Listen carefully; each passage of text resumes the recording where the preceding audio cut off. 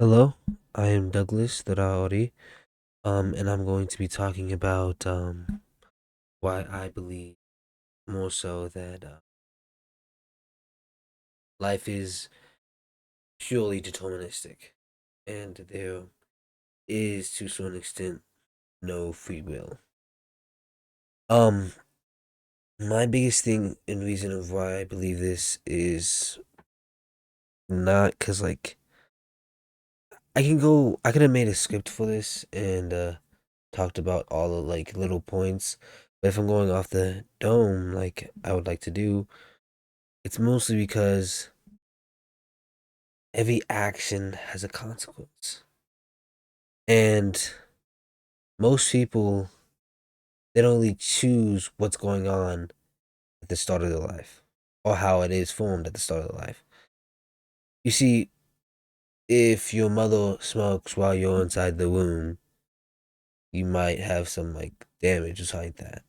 If she drinks while you're inside the womb, you might have some damage, but did you choose that? Nah. That was purely deterministic. Same thing with people that get like Down syndrome. I know it sounds weird, but they didn't choose to get Down syndrome. It was determined from their birth. From other people's actions that was also determined from their birth as well, to some extent as well. I don't understand why, at least it's easier to kind of have a lack of empathy for people when you think that it was purely a sum of their choices. And life is, but the first and the biggest choice is one that you don't make. It's one that is made for you. The one to live, the one to be healthy, like all these types of things is made for you. I just don't understand how people think otherwise. Like the biggest decisions that shape your life,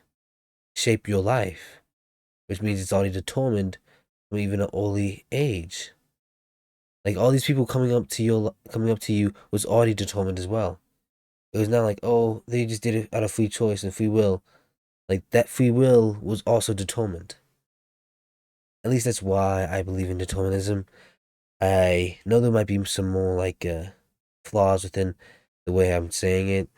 I could say it in a better way. I just don't know if this format is a good format of going about it. Good format of just saying off the dome why, instead of just going into, well, it's proven by Robert Sapolsky, who is like a human biology professor. Like, I don't know if I'm supposed to be doing all that type of stuff, but I'm just gonna keep doing this till you guys or one of you guys tell me that either it's good or either you want more in depth. But that's about it, and that's my take.